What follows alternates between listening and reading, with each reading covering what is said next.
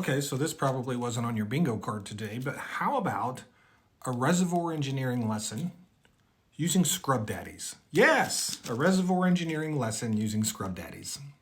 And this is a response to this question I got here. What does high perm mean? And this question was asked because someone in my comment section said they had worked in the Mediterranean on high perm wells.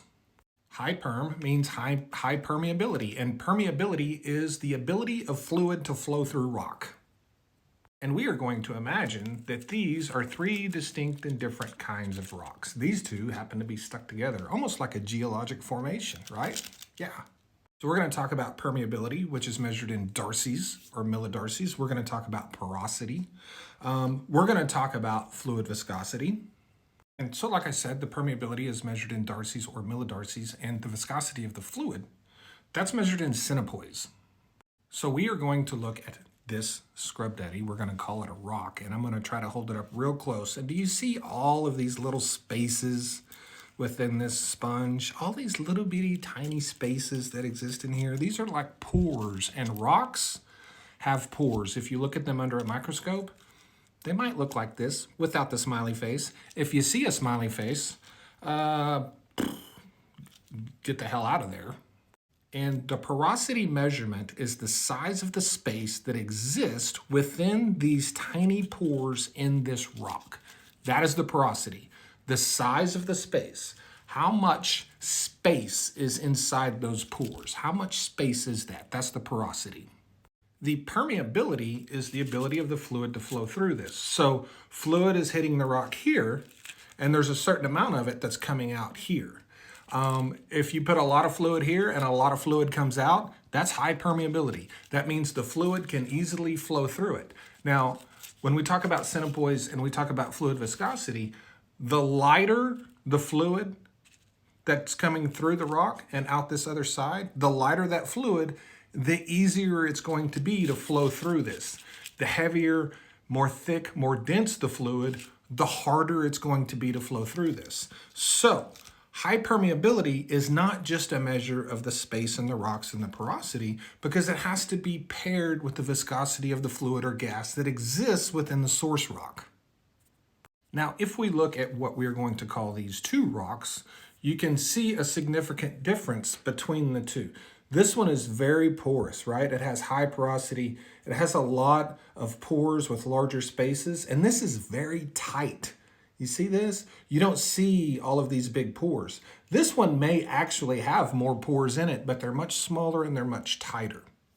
So just by visually looking at this, I would say that the rock on this side has more porosity than the rock on this side.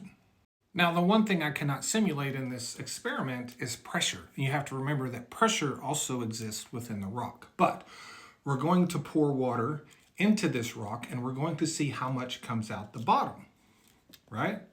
And I'm going to try to pour it in an area where the smiley face isn't at, right? Matter of fact, I'm going to cover up these two holes, and I'm going to pour it right here. And how much water flows through it will determine the permeability. Okay, we got water flowing pretty good through the rock, right? That's permeability working right there. Wow.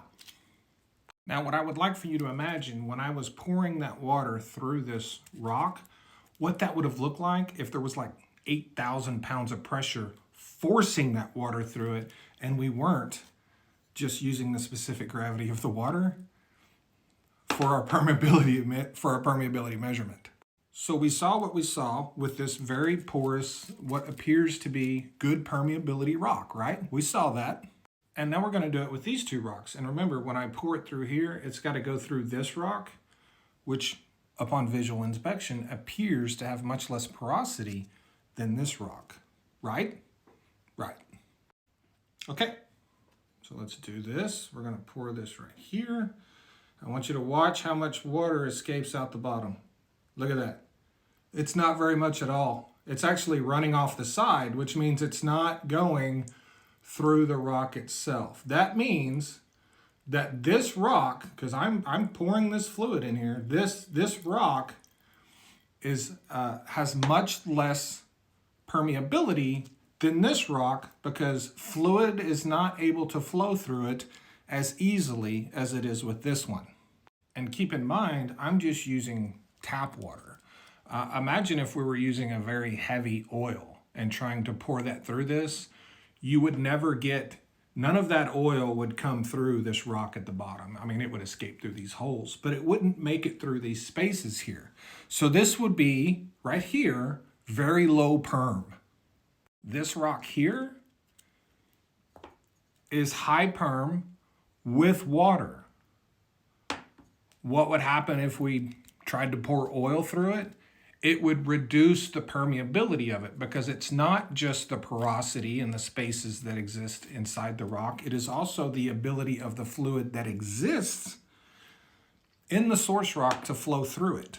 So if we were to pour something like a motor oil through this, the amount that would come through the bottom would be significantly less than with this fresh water. And what that would create is a scenario where the permeability of this rock would be less than it was with the lighter density water. Have I lost you yet? I don't think I have. This is, I mean, I'm using Scrub Daddies. Come on. So to review, this rock, highly porous, good, strong ability for this fluid to flow through it with minimal pressure, high perm. This rock, very limited ability for the same fluid to flow through it, much less porosity, right? Using the exact same viscosity fluid, much less fluid flowing through this. That would make this a low perm rock. And we would have to turn that smile upside down. Yeah. Thanks.